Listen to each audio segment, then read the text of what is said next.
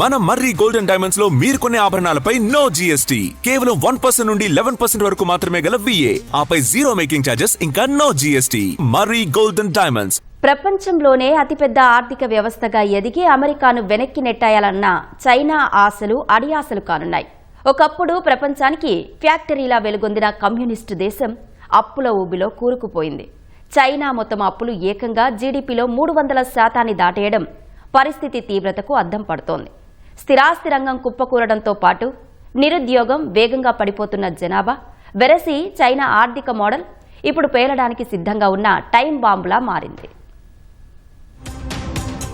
ఒకనాడు చైనా ఆర్థిక వృద్ధిని చూసి అద్భుతం అనుకున్న ప్రపంచం ఇప్పుడు అక్కడి పరిస్థితులను చూసి అప్రమత్తమవుతోంది. 2028 నాటికి అమెరికాను అధిగమించే ప్రపంచంలోనే అతిపెద్ద ఆర్థిక వ్యవస్థగా అవతరిస్తుందని అంచనా వేసిన సంస్థలే ఇప్పుడు కనీసం మరో 15 ఏళ్ల వరకు ఆ అవకాశమే లేదంటున్నాయి. అది సాధ్యం కూడా కాకపోవచ్చని పేర్కొంటున్నాయి. ఏప్రిల్ నెలలో పారిశ్రామిక ఉత్పత్తి కేవలం 4.1% మాత్రమే పెరిగింది. రిటైల్ విక్రయాలు దారుణంగా 0.2%కే పరిమితమయ్యాయి. ముఖ్యంగా చైనా స్థిరాస్తి బబుల్ బద్దలవడంతో లక్షలాది మంది సామాన్యులు జీవితకాలం చేసిన పొదుపు ఆవిరైపోయింది. ప్రజలు ఇల్లు కొనే పరిస్థితి లేదు. ఇప్పటికే ఇల్లు కొన్నవారు వాటిని అమ్ముకోలేకపోతున్నారు. ఆటోమొబైల్ రంగంపై ఆ ప్రభావం తీవ్రంగా కనిపిస్తోంది.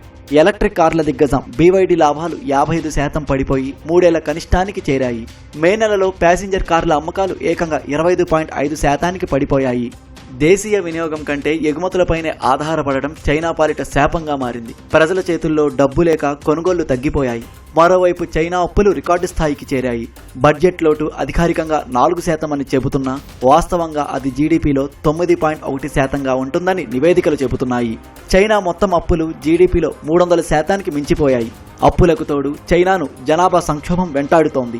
1949 తర్వాత ఎన్నడూ లేని విధంగా జననాల రేటు దారుణంగా పడిపోయింది. గత ఏడాది కేవలం 79 లక్షల మంది శిశువులు మాత్రమే జన్మించారు. రాబోయే 10 ఏళ్లలో చైనా దాదాపు 6 కోట్ల జనాభాను కోల్పోనుందని అంచనా. యువత తగ్గిపోయి వృద్ధుల సంఖ్య పెరిగిపోతుండడం ఆర్థిక వ్యవస్థకు గుదిబండగా మారింది. మరోవైపు ఇరాన్ యుద్ధం కారణంగా చైనా ఎగుమతులు తాత్కాలికంగా 14% పెరిగినా ముడి సరుకుల ధరలు, ముఖ్యంగా ప్లాస్టిక్ ధరలు పెరిగిపోవడంతో దక్షిణ చైనాలో అనేక బొమ్మల ఫ్యాక్టరీలు మూతపడ్డాయి. ఉపాధి కోల్పోయిన వేలాది మంది కార్మికులు రోడ్లెక్కి నిరసనలు తెలుపుతున్నారు. కఠిన ఆంక్షలు ఉండే చైనాలో ఇలాంటి ఆందోళనలు అక్కడి పరిస్థితుల తీవ్రతను చాటుతున్నాయి. అంతర్జాతీయంగా చైనాపై తీవ్ర వ్యతిరేకత వ్యక్తమవుతోంది. ఆఫ్రికా లాంటి దేశాల్లో చైనా పెట్టుబడులను కొత్త వలసవాదంగా అక్కడి ప్రజలు భావిస్తున్నారు. ఆసియా దేశాల్లో చౌకబారు చైనా వస్తువుల దెబ్బకు స్థానిక పరిశ్రమలు కుదేలవుతున్నాయి.